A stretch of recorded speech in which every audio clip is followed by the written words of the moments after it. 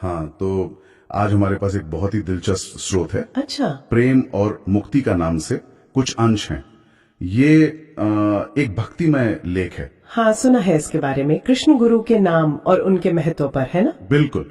और हम कोशिश करेंगे कि इसमें जो आस्था, प्रेम और मुक्ति का मूल संदेश है ना, उसे समझें। हाँ, चलिए देखते हैं। तो इसकी शुरुआत होती है कलयुग के जिक्र से, मतलब हिंदू मान्यता में जो मुश्किलों का दौर है, अंधकार का समय। हाँ हाँ, उसी दौर में कृष्ण गुरु का अवतरण होता है।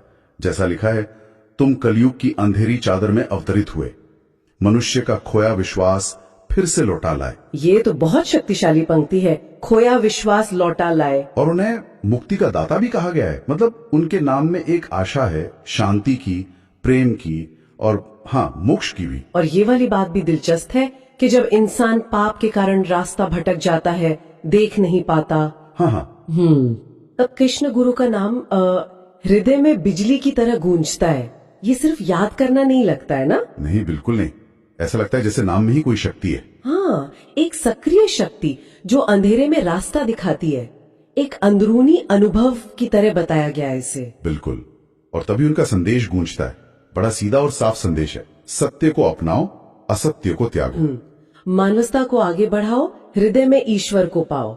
हाँ, ये पढ़ा मैंने। ये संदेश तो मतलब आज भी कितना जरूरी लगता है ना। हाँ, और ये बात सीधी जुड़ती है भक्ति के असली मतलब से, जो इस रचना में बताया गया है। अच्छा, वो कैसे? यहाँ ये साफ कहा है कि सच्ची भक्ति वो फूल माला चढ़ाने जैसे बाहरी कर्म कांडों में नहीं है। हाँ, ये बात तो है। जैसा सिखाया गया है, मनुष्य से प्रेम करना ही ईश्वर की सच्ची सेवा है। ये कोई रस्म नहीं, बल्कि दिल की आवाज। हाँ, हृदय की गहराई की पुकार। बिल्कुल यही शब्द है। सही कहा। ये बाहरी दिखावे से हटकर अंदर की भावना और इंसानियत की सेवा पर जोर देता है। मुझे ये बात कमाल की लगी कि भक्ति को कर्म से जोड़ा है, प्रेम करने के कर्म से। ये वाकई पारंपरिक सोच से आप कह सकते हैं थोड़ा अलग है।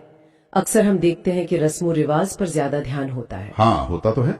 यहाँ भक्ति एक तरह से ज्यादा निजी और कह सकते हैं सामाजिक जिम्मेदारी से जुड़ी हुई दिखती है। और फिर कृष्ण गुरु प्रभु नाम लेने का जो असर बताया है, वो भी बहुत गहरा है। हाँ, वो वाला हिस्सा भी बहुत भावनात्मक है। दिल का कांपना, आंखों से आंसू बहना, आत्मा का शांति में खो जाना। इसमें लिखा है, जब ये नाम कंठ से निकलता है, हृदय कांप उठता है, आत्मा शांति के आलिंगन में खो जाती है। हाँ, इसे सिर्फ शब्द नहीं कहा गया, बल्कि प्रार्थना, दिल की धड़कन, अंधेरे में रोशनी, ये सब कहा गया है। अगर हम इसे थोड़ा बड़े दायरे में देखें तो ये रचना नाम को एक तरह का आध्यात्मिक माध्यम बता रही है। माध्यम मतलब ये सिर्फ अक्षर नहीं है, बल्कि एक ऐसी शक्ति का स्रोत है जो इंसान के अंदर गहरा बदलाव ला सकता है, भावनात्मक भी और रूहानी भी। अच्छा। जैसा कहा भी गया है, नाम में सत्य का प्रकाश, प्रेम का महासागर, मुक्ति का मार्ग, ये सब समाया हुआ है।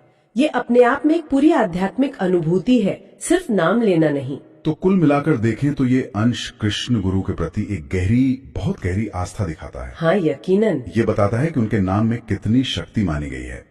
और सच्ची भक्ति बाहरी रस्मों में नहीं, बल्कि मन के बदलाव और इंसानी सेवा में है। हाँ, और ये मुश्किल वक्त में, जैसे कलयुग का जिक्र था, उसमें भरोसे को फिर से जगाने और सच्चाई और इंसानियत के रास्ते पर चलने की एक प्रेरणा सी लगती है। हाँ, बिल्कुल। और ये हमें एक अहम सवाल पर लाके छोड़ देता है। कौन सा सवाल? ये आखिर किसी नाम या प्रतीक में इतनी गहरी शक्ति और शांति का अनुभव होता कैसे है? क्या ये पूरी तरह भरोसे और आस्था की ही बात है, या फिर इसमें कोई गहरा आध्यात्मिक सच छुपा है, जिसे शायद सिर्फ महसूस करके ही जाना जा सकता है?